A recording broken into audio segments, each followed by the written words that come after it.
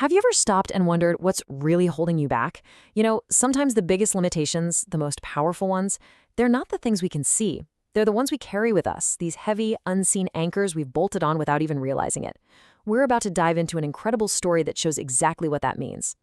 So picture this. It's a perfect day for sailing. The water is smooth as glass, the sky is brilliant blue. And that's the response you get. It just makes you wonder, right? Why on earth would someone with a beautiful boat on a perfect day decide to limit themselves to just a little circle?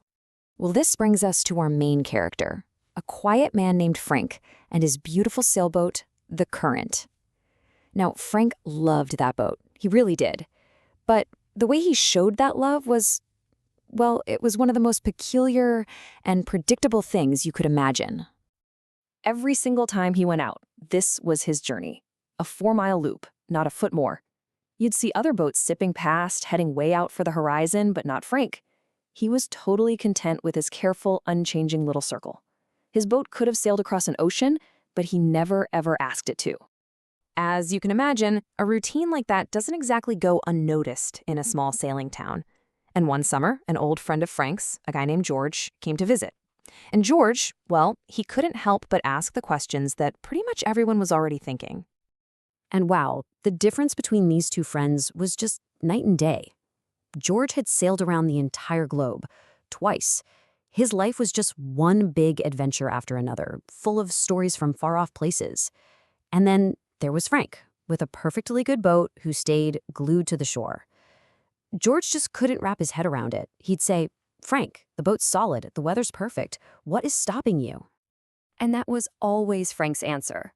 Sounds kind of profound, right? A little mysterious. But really, it was just a way to shut down the conversation. It wasn't a real answer, was it? It was a brick wall, a simple sentence that just deepened the mystery of his little self-made prison. Okay, so let's fast forward a few years. Frank's grandson is a teenager now, and he's completely done with the same old routine.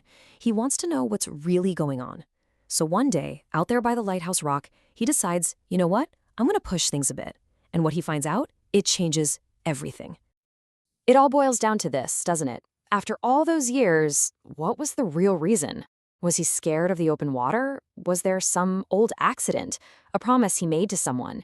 I mean, what could possibly be powerful enough to keep a man in a 4-mile loop for decades? So the grandson accidentally fumbles the tiller and sends the boat off its usual course. But here's the weird part. Frank doesn't yell. He doesn't get angry at all. He just calmly says, "Go look in the anchor locker." Sounds like a simple command, but it was the key to unlocking the entire mystery. And there it was. This thing, it wasn't an anchor, not in any real sense. A real anchor gives you safety, it connects you to the seafloor. This was a 50-pound piece of old railway track, just useless junk metal bolted permanently through the floor of the boat, serving absolutely no purpose, except to weigh it down. And right there, that's the truth of it. Frank finally explains. After his wife had passed away, he was scared. He was terrified that if he sailed too far away from his empty house, he just wouldn't have the will to come back. So he built a physical limitation, a permanent, heavy, unseen weight, so he'd always have an excuse not to go too far. It wasn't holding him to the sea, it was holding him to the shore, to what was safe. And this is the moment Frank's story stops being just about him, and it turns into this incredibly powerful lesson for every single one of us. Because the second he confessed, the second he said it out loud, that unseen anchor started to lose its power. So that's what they did. They got out the tools, and they unbolted that piece of scrap metal from the floor of the boat. And in that moment, they weren't just freeing the boat, they were freeing Frank. And they finally broke that circle and just sailed and sailed until that old lighthouse was nothing but a tiny speck on the horizon. So let's put a name to it. That's what an unseen anchor is. It's a limitation we put on ourselves, but we disguise it as something else. We blame our job, our past, our situation for holding us back, but really, it's often a limit we ourselves created just to keep us safely tied to what we know, because we're terrified of what might happen if we sail out too far. So what's the big takeaway here? It's that the heaviest chains we carry are the ones we build ourselves. They're designed to keep us comfortable, to keep us safe. And we get really good at blaming them on something else, on external circumstances.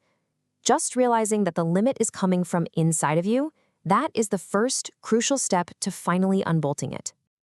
And that leads us to the last and maybe the most important question of all. Frank had his 50 pounds of railway track.